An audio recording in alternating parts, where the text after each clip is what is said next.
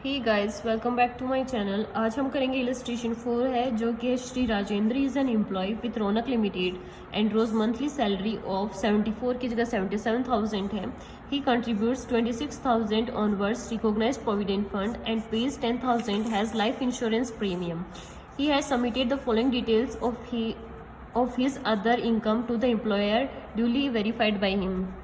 Gross receipt from profession दे रखा है 1,80,000। Tax deducted at source from the above दे रखा है 18,000। Expenses related to professional receipts है 1,40,000। Loss from let out house property 81,000। Tax deducted at source by 10 and 20,000। Compute the amount of tax to be deducted from salary by Raunak limited for the assessment year 2021 to 22। What will happen if he adopts new tax regime? अब बताना है उसकी पहले total income निकाल लेते हैं, फिर tax liability, फिर वो न्यू टैक्स रिजीम से सॉल्व कर लेते हैं।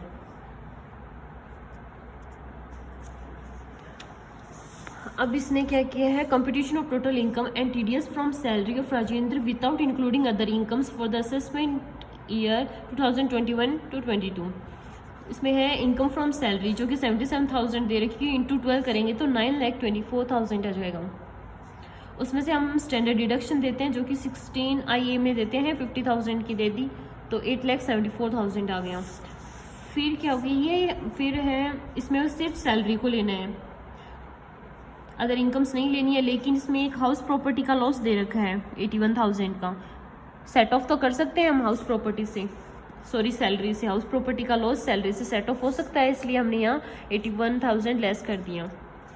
फिर हमारी GTI आ गई, फिर उसमें से हमें डिडक्शन देनी है। एक तो LIC प्रीमियम जो इसने 26,000 जो रिकॉग्नाइज प्रोविडेंट फंड में किए हैं। ATC की डिडक्शन हो गई 26,000 की और 10,000 ये हो गई, तो टोटल कितना हो गया 36,000 हो गया।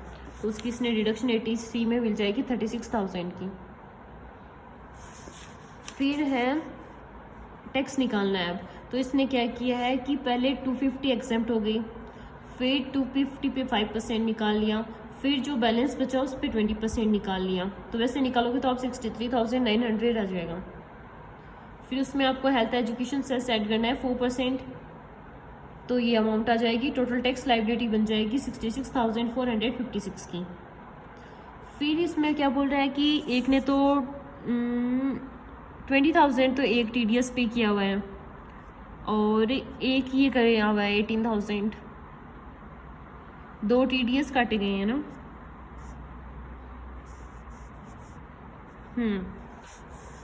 Tax deducted from house property कितना हुआ है 20,000 का कर दिया। पर इसके जो बिजनेस एंड प्रोफेशन है वो तो अलग इनकम हो गई, क्योंकि इसमें हम सिर्फ सैलरी को ले रहे हैं और ये जो हाउस प्रॉपर्टी का लॉस है उसको सेट ऑफ कर रहे हैं। तो इसलिए हाउस प्रॉपर्टी में से जो टैक्स डिडक्शन है वो दे दी 20,000 की, और जो बैलेंस बचा उसको राउंड ऑफ कर लिया। पहले तो राउंड ऑफ करके डिवाइड 12 कर दिया, तो मंथली जो TDS कटेगा सैलरी में से वो आ गया। इसमें क्या किया है कि सैलरी हेड्स वाला ही लिया है सिर्फ, लेकिन जो लेट आउट हाउस प्रॉपर्टी से लॉस था वो तो हम सेट ऑफ कर सकते हैं ना सैलरी से, तो हमने सेट ऑफ कर लिया 81,000।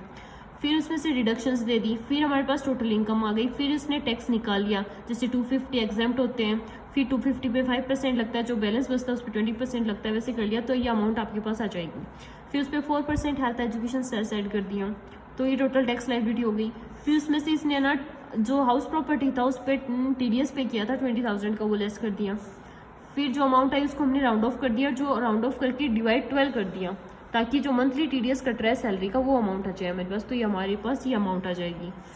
ये तो थी विदाउट इंक्लूडिंग अदर इनकम्स। अगर हम अदर इनकम्स को इंक्लूड कर लेते हैं तो क्या होगा, तो सैलरी से कितनी होगी 77,000 इंटू 12 करेंगे तो 9,24,000 आ जाएगा। उसमें से स्टैंडर्ड डिडक्शन दे देंगे 50,000 की, तो 8,74,000 आ जाएगा। फिर हाउस प्रॉपर्टी से लॉस दे रखा था तो ये सेट ऑफ हो जाएगा। फिर बिजनेस एंड प्रोफेशन से था 1,80,000 तो एक इनकम थी, और एक एक्सपेंस था 1,40,000 का, तो ये माइनस करके फिर लिख देंगे 40,000 की इनकम। GTI आ जाएगा।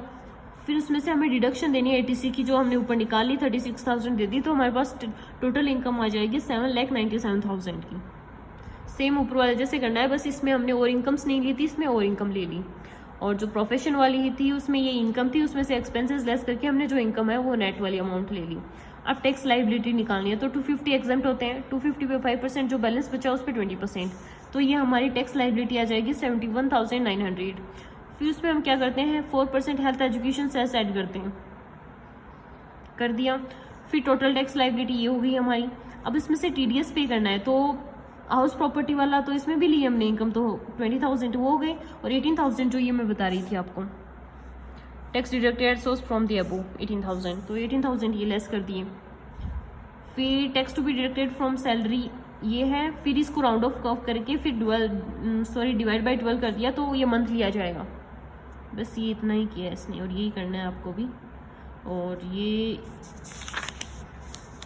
फिर हमने इसमें न्यू टैक्स रिजीम फॉलो करने के लिए इसने क्या किया है कि इसको फिर से दोबारा सॉल्व नहीं किया, इसने बस सीधा नोट लगा के उसमें लिख दिया कि ना 16IA की डिडक्शन नहीं मिलेगी, और ये जो 80C की है ये डिडक्शन नहीं मिलेगी, तो ये इसकी इनकम में जुड़ जाएगी। इनकम में जुड़ के फिर उस पर टैक्स निकाल रखा है इसने, बस नॉर्मली यहाँ सॉल्व करके दिखा दिया इसने कि उसकी टोटल इनकम इतनी हो जाएगी। और न्यू टैक्स रिजीम के अकॉर्डिंग हेल्थ एजुकेशन सेस जोड़ने के बाद में ये अमाउंट आ जाएगी। फिर न्यू टैक्स रिजीम के अकॉर्डिंग उसको लेनी चाहिए नहीं लेनी चाहिए वो दिखा रखा है। मतलब मैंने आपको इतने क्वेश्चन सॉल्व करा दिए कि आप ये इजीली कर सकते हो, और ये क्वेश्चन कोई इंपॉर्टेंट नहीं है, इतने लेंथी क्वेश्चन आएंगे नहीं आपके। और ये इलस्ट्रेशन यहीं कंप्लीट होता है, नेक्स्ट हम करेंगे नेक्स्ट वीडियो में। Thank you for watching.